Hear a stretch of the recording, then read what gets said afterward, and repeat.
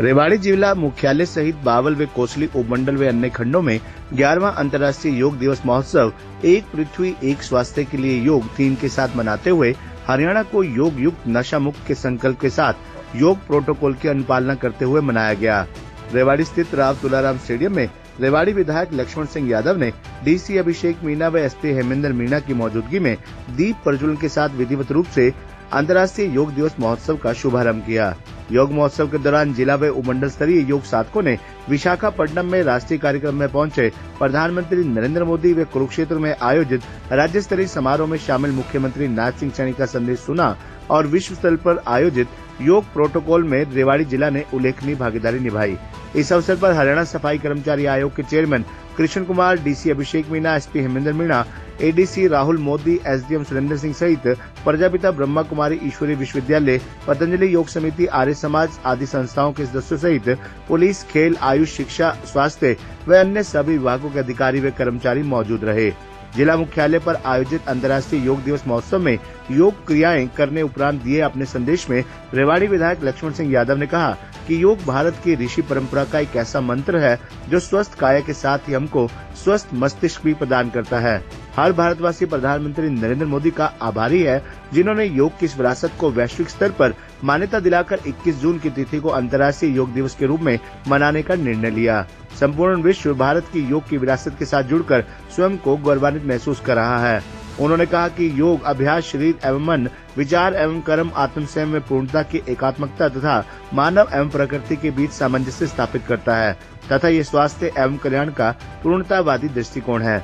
उन्होंने कहा कि योग केवल व्यायाम नहीं बल्कि स्वयं के साथ विश्व और प्रकृति के साथ एकत्व खोजने का भाव है। योग हमारी जीवन शैली में परिवर्तन लाकर हमारे अंदर जागरूकता उत्पन्न करता है तथा प्राकृतिक परिवर्तनों से शरीर में होने वाले बदलावों को करने में सहायक होता है। विधायक ने कहा कि आज 21 जून को अंतर्राष्ट्रीय योग दिवस के रूप में स्वीकार करने से दुनिया की सोच में एक बड़ा सकारात्मक बदलाव आया है। योग जीवन के सभी पहलुओं में सामंजस्य बिठाता है और बीमारियों की रोकथाम के साथ साथ जीवन शैली संबंधी कई विकारों को दूर करने में सहायक होता है।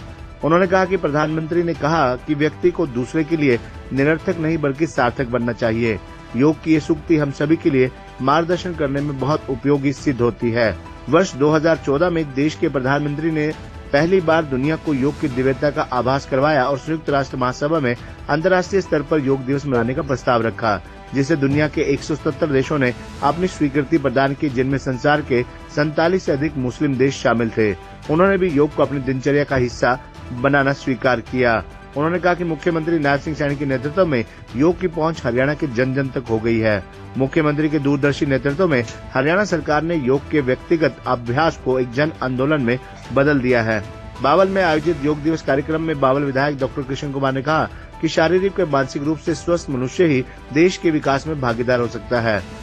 हरियाणा सरकार ने भी योग को बढ़ावा देने के लिए राज्य में व्यायामशालाओं का निर्माण किया, जिनमें आयुष योग सहायकों की नियुक्ति की जा चुकी है।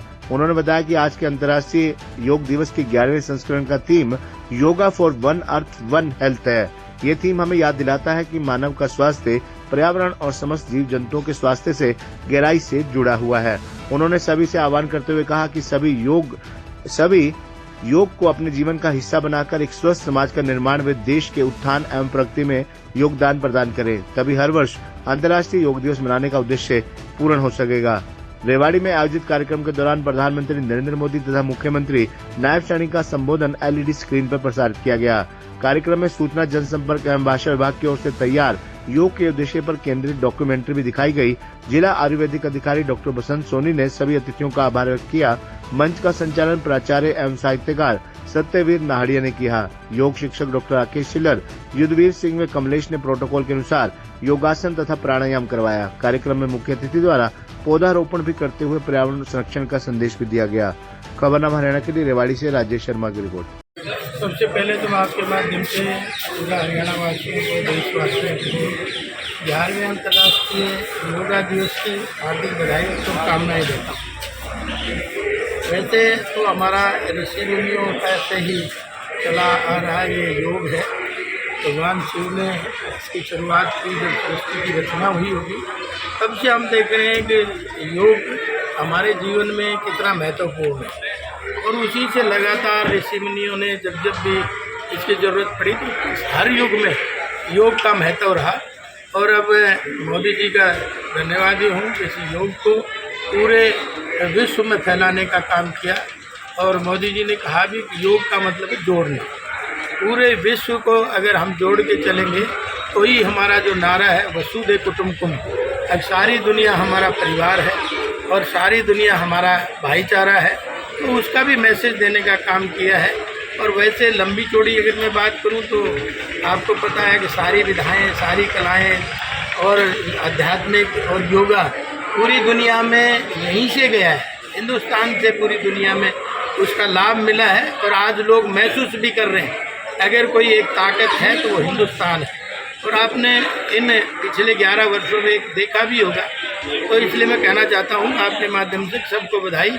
और ये एक दिन करने से काम नहीं चलेगा, अगर स्वस्थ रहना है, डॉक्टरों से खर्चा बचाना है, तो निश्चित तौर पे योग से सबको जुड़ना चाहिए। प्रधानमंत्री ने भी अभी प्रेरित किया, मुख्यमंत्री का लगातार इतनी डॉक्यूमेंट्री हैं 11 साल से, जो ये समझिए योग लुप्त हो गया था, उसको पुनर्जीवित करने का सभी ने मिलकर ये प्रयास किया, विशेषकर प्रधानमंत्री आदरणीय मोदी जी ने और हमारे मुखिया नायब सैनी जी ने इसका और तेज़ी से प्रचार प्रसार हुआ है। और ये ज़िले का कार्यक्रम नहीं है, ये केवल विधानसभा का भी नहीं है, सब ब्लॉकों में आज ये कार्यक्रम चल रहा है, सब स्कूलों में आज ये कार्यक्रम चल रहा है। और आप राव तुलाराम स्टेडियम में देख ही रहे होंगे अब कितनी भारी संख्या में लोग योग के प्रति जागरूक हुए हैं। और आने वाले समय में स्वस्थ रहेंगे लोग, मस्त रहेंगे लोग।